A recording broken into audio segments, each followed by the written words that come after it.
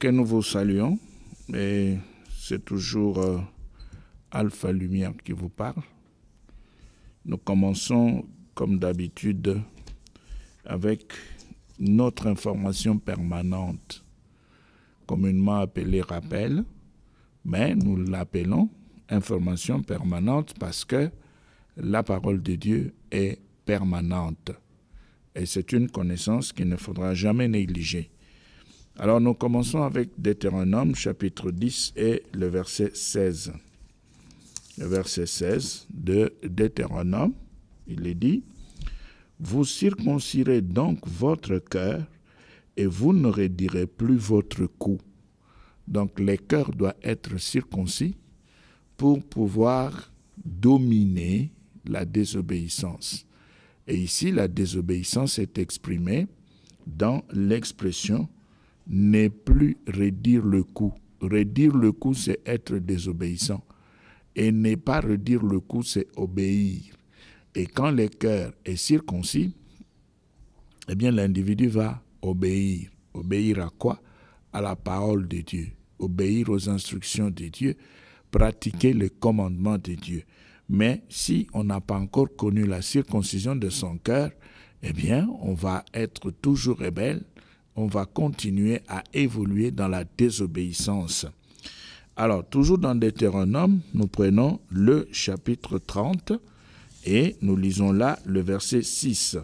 Il est dit « L'Éternel ton Dieu circoncira ton cœur et les cœurs de ta postérité, et tu aimeras l'Éternel ton Dieu de tout ton cœur, de toute ton âme, afin que tu vives. » Toujours la circoncision du cœur. C'est cette circoncision qui va faciliter l'amour de Dieu, qui va chasser de la vie de l'homme l'amour du monde.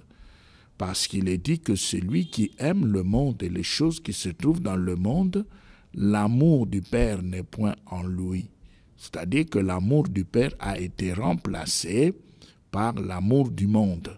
Et c'est pour cela qu'il est demandé à ce qu'on puisse rechercher la circoncision du cœur.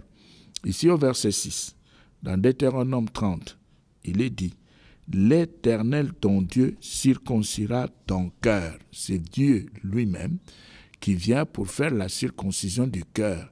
C'est Dieu lui-même qui va circoncire le cœur et le cœur de la postérité pour que nous puissions aimer Dieu.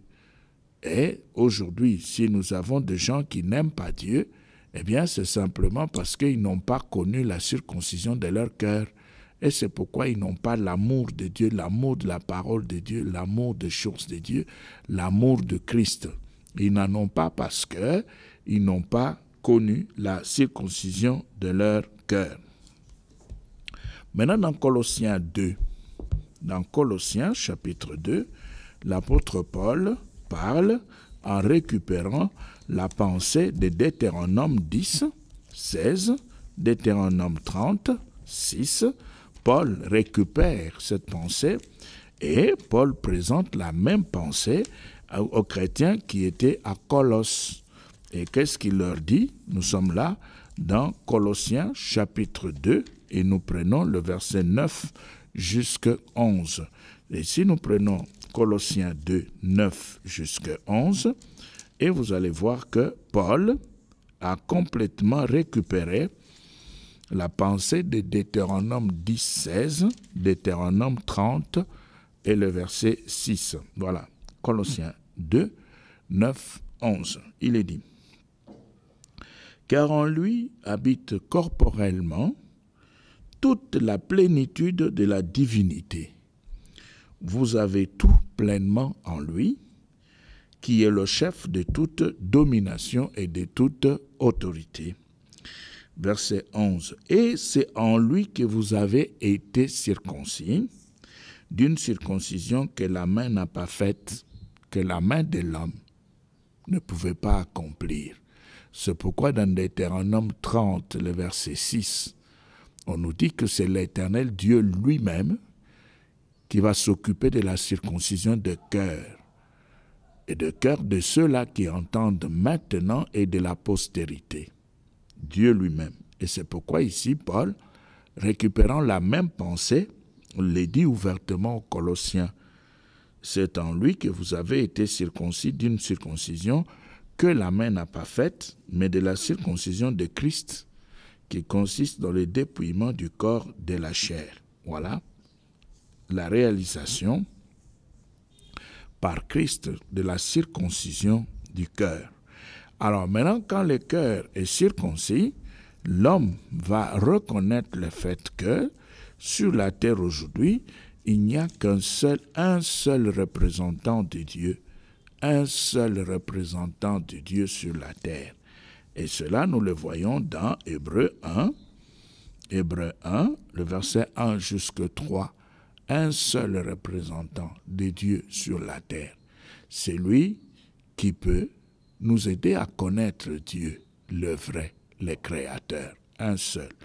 C'est pourquoi il est dit ceci dans Hébreux. Après avoir autrefois, à plusieurs reprises et de plusieurs manières, parlé à nos pères par les prophètes, Dieu, dans ces derniers temps, nous a parlé par le Fils, qu'il a établi héritier de toutes choses, par lequel il a aussi créé le monde. Dieu, en ce dernier temps, nous a parlé par le Fils, Il nous a parlé par le Fils, pas par une autre personne, mais par le Fils. Pourquoi? Au verset 3, il est dit, « Et qui étant le reflet de sa gloire ?» Voilà. Donc c'est le Fils, Jésus-Christ, qui est le reflet de la gloire de Dieu et l'empreinte de sa personne, soutenant toutes choses par sa parole puissante, a fait la purification des péchés et s'est assis à la droite de la majesté divine dans les lieux très hauts. Donc, il est le seul qui représente le Père. Il n'y en a pas deux, c'est le seul. Et le seul qui a parlé, qui a enseigné. Le seul qui nous a donné sa doctrine. Et nous devons donc rester dans ses enseignements, c'est-à-dire dans sa doctrine. Nous ne devons pas quitter sa doctrine. Nous ne devons pas sortir de ce qu'il lui a enseigné. Nous devons rester dans les limites de ce qu'il a enseigné. Il nous a révélé le Père. Il nous a montré le chemin à suivre pour rencontrer le Père. Les apôtres sont venus avec lui. Ils ont travaillé pour nous aider à mieux connaître le Père, nous aider à mieux nous asseoir et communier avec le Père. Nous n'avons pas le droit de sortir de sa doctrine. Aujourd'hui, tous ceux-là qui sont en train de donner des conseils pour que le christianisme soit abandonné, ils doivent faire la différence entre le faux christianisme et le vrai. Le vrai christianisme, c'est le christianisme des enseignements de Christ. C'est le christianisme de la doctrine de Christ. Voilà le vrai christianisme. Tout christianisme qui ne respecte pas la doctrine de Christ est faux. C'est un christianisme qui a dérapé, qui est allé à côté. Et c'est pourquoi, dans 2 Jean, nous lisons, nous sommes toujours là, dans 2 Jean, il est dit, au verset 9, 2 Jean 9, il est dit, « Quiconque va plus loin et ne demeure pas dans la doctrine de Christ. » Vous voyez, dans la doctrine de Christ, le vrai Christ, pas le faux.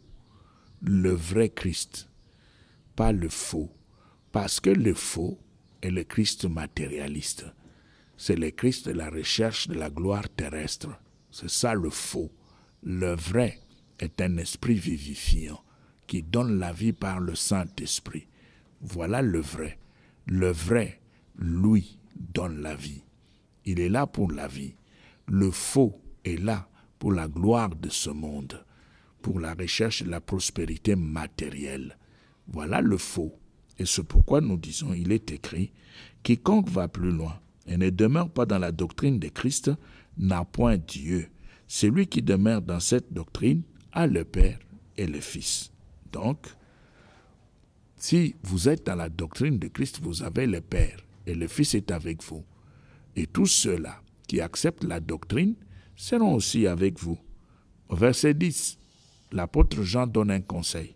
Il dit ceci, si quelqu'un vient à vous et n'apporte pas cette doctrine, c'est-à-dire la doctrine de Christ, tu parles de Dieu, mais tu n'apportes pas la doctrine de Christ. L'apôtre Jean dit, ne les recevez pas dans votre maison, donc on n'a pas le droit de vous recevoir, et ne lui dites pas salut. Il ne faut même pas qu'on puisse vous saluer, parce que ce que vous enseignez va au-delà de la doctrine de Christ. Ça dépasse la doctrine des apôtres, parce qu'il est dit que l'Église actuelle est une Église apostolico-prophétique, mais qui repose sur l'enseignement de Christ, c'est-à-dire la doctrine de Christ.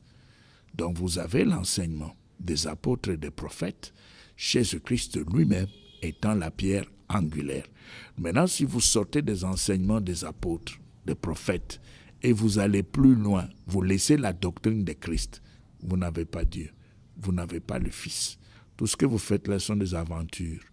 Tout ce que vous faites là, vous parlez parce que vous n'avez rien à faire. C'est pourquoi vous parlez. Tout ce que vous faites là, vous parlez parce que vous voulez distraire les gens et distraire votre propre conscience. Ça n'a rien à voir avec Dieu.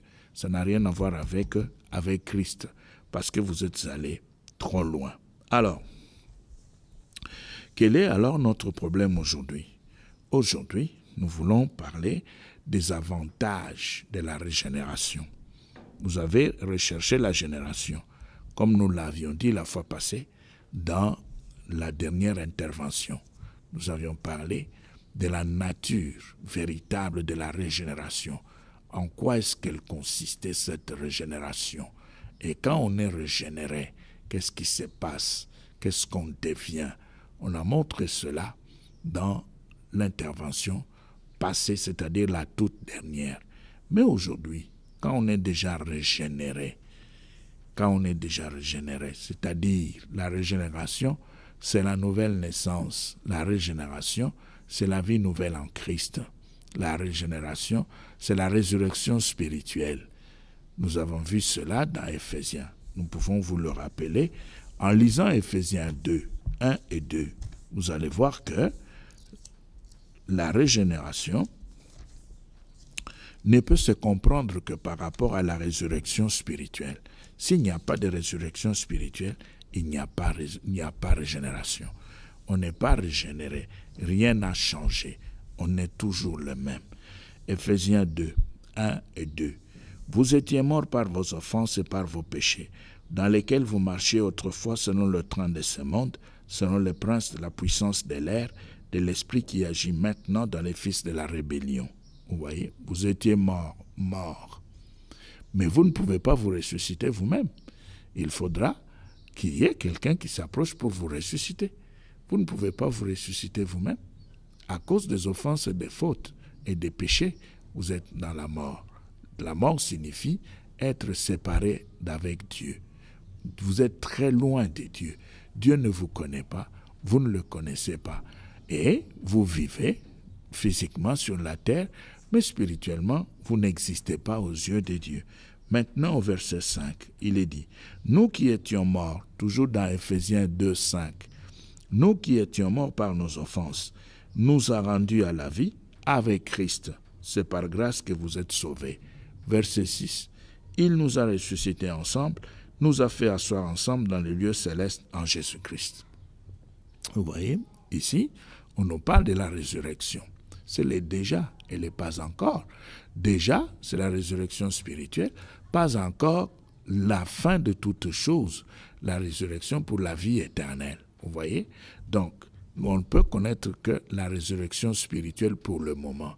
Et cette résurrection spirituelle, c'est ça même ce que nous appelons régénération.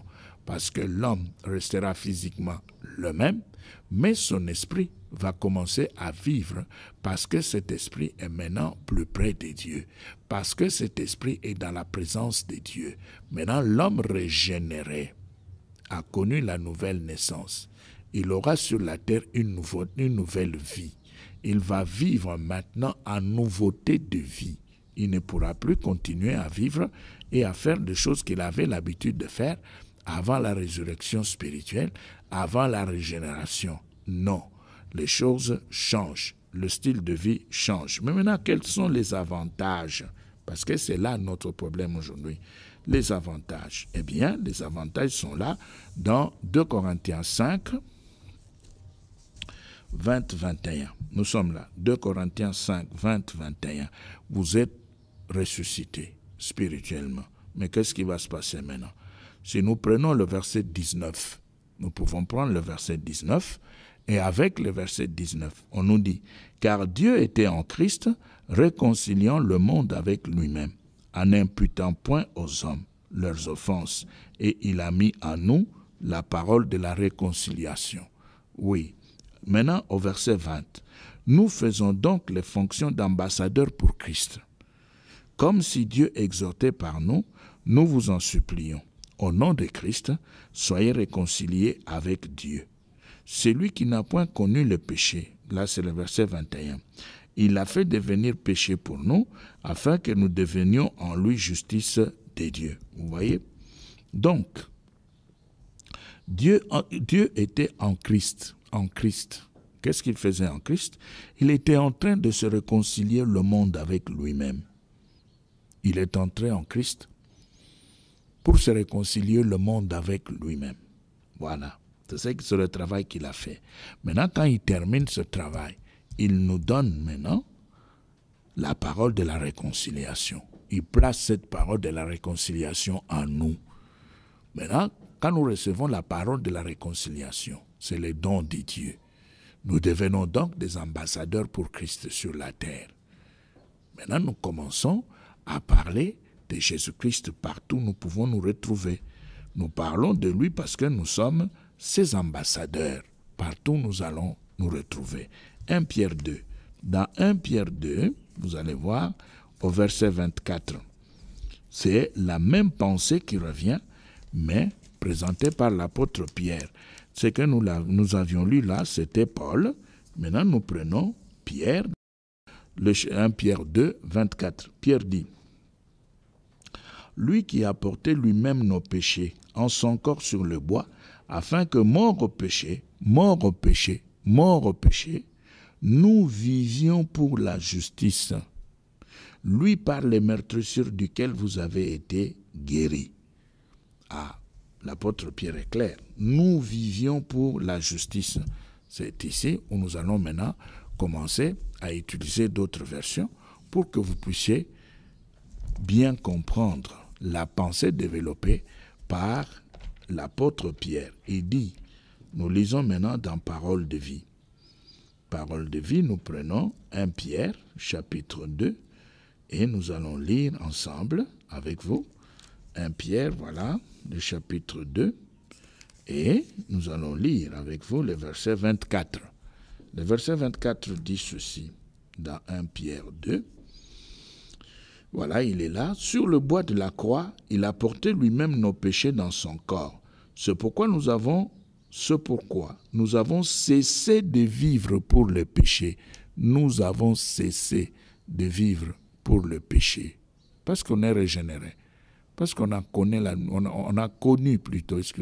nouvelle naissance. Parce que maintenant on connaît Dieu, voilà. Parce que maintenant on connaît Dieu. On est connu de Dieu. Et alors, maintenant, on ne peut plus vivre de n'importe quelle manière. Il est dit, nous avons cessé de vivre pour le péché et nous pouvons mener une vie qui plaît à Dieu. Nous pouvons mener une vie qui plaît à Dieu. Vous voyez? C'est ça. Car par ses blessures qu'il vous a guéri. C'est par ses blessures qu'il vous a guéri. C'est par ses blessures qu'il vous a guéri. Vous voyez? Donc, quand on connaît la régénération, on a la nouvelle naissance, les choses changent. Et quand les choses changent dans la vie, on ne vit plus pour soi-même. On va maintenant vivre pour Jésus. On ne peut plus vivre pour soi-même comme si on n'avait pas connu la régénération ou la nouvelle naissance. Mais la nature de Dieu, par la régénération, vient s'implanter dans l'homme, profondément dans la personne.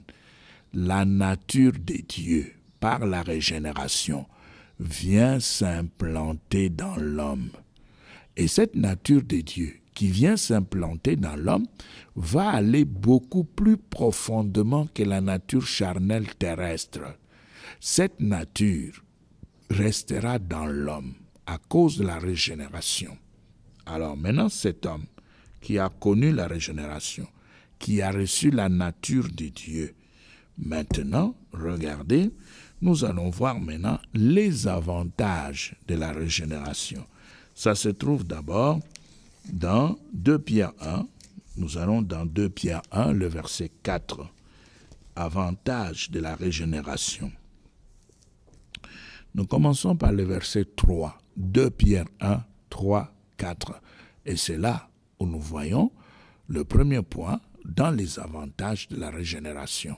Il y en a plusieurs, mais nous prenons ce point pour aujourd'hui. Il est dit, comme sa divine puissance nous a donné tout ce qui contribue à la vie et à la piété, au moyen de la connaissance de celui qui nous a appelés, par sa propre gloire et par sa vertu, écoutez maintenant le verset 4, lesquels nous assurent de sa part les plus grandes et les plus précieuses promesses, afin que par elles,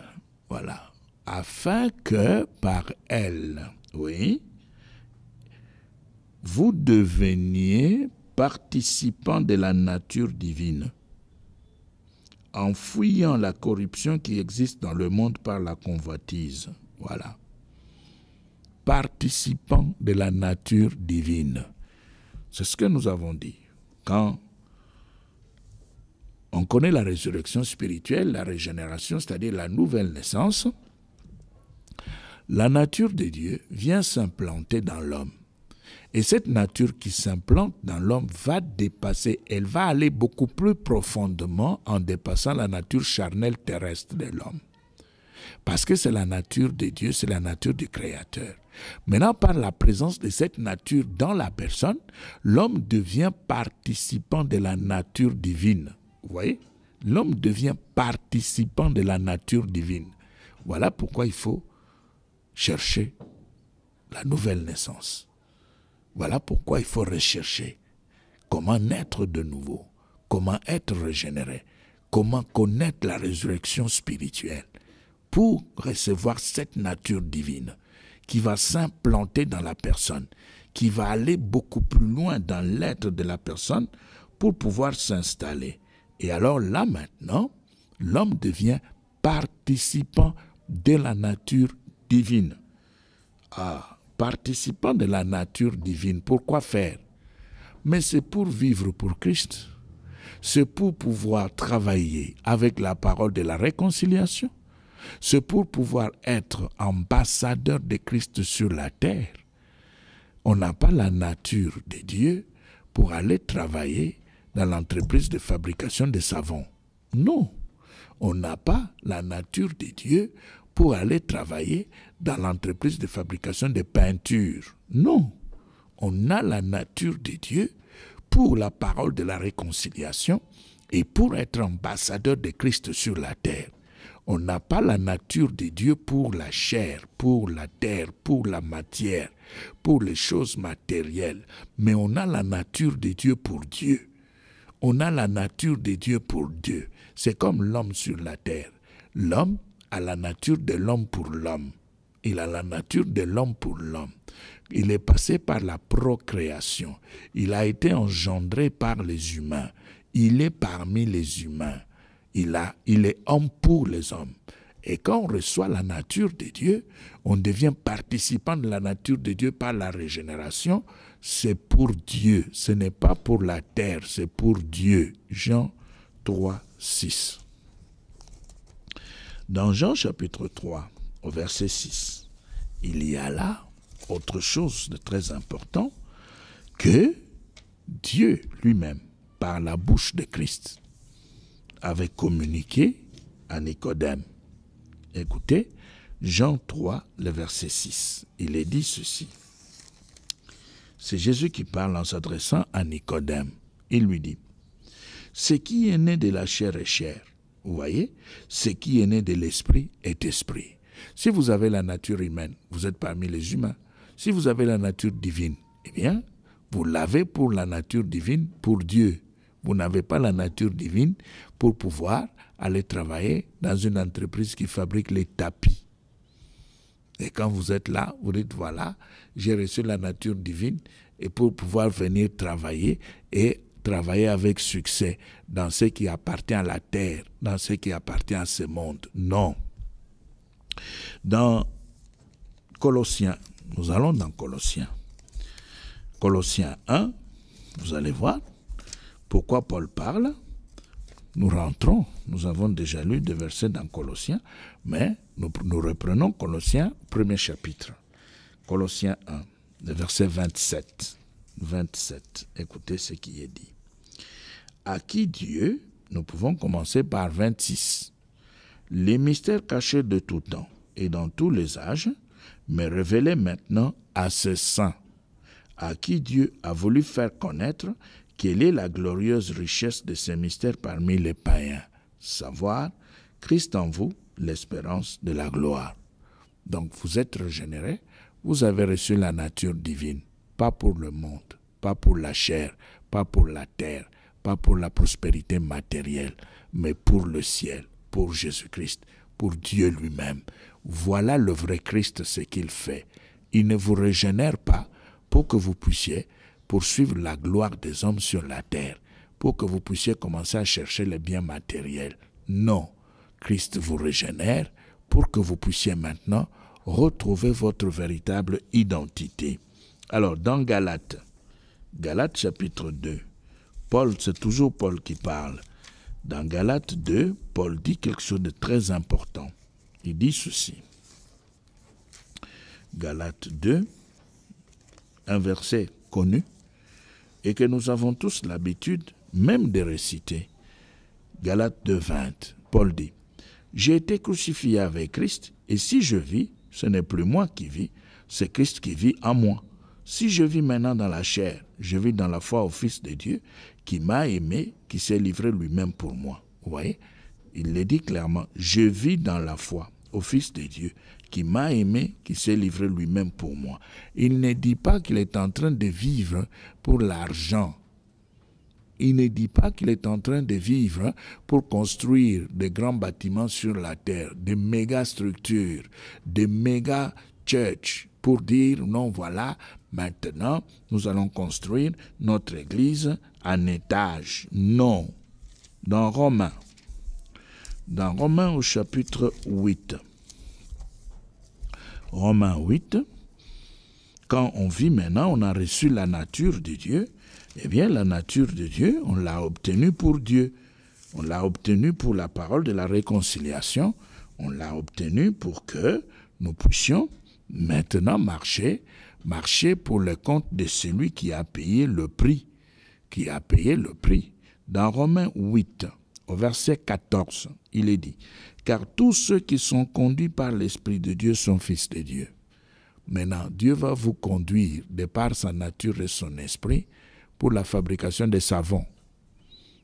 Il va vous montrer ce que vous devez faire pour fabriquer les savons. Ça n'a rien à voir avec lui.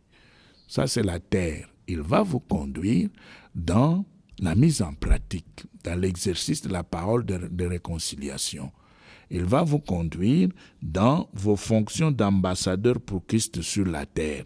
C'est ça ce qu'il va faire. Il ne fera pas autre chose qui pourra être contraire à sa nature. Il ne fera pas cela. Il va vous donner sa nature, il va vous donner son appel pour que vous puissiez faire des choses qui rentrent dans les cadres de son royaume, sa gloire. Il est dit, « Je ne donnerai pas ma gloire à un autre, ni mon honneur aux idoles. » Je ne donnerai pas ma gloire à un autre, ni mon honneur aux idoles. Il ne peut pas laisser la nature entrer en vous après la régénération. Maintenant, il vous transforme en participant à sa nature pour les choses de la terre. Non. Si vous avez connu la régénération, notez-le bien, c'est pour le royaume de Dieu. Que Dieu vous bénisse.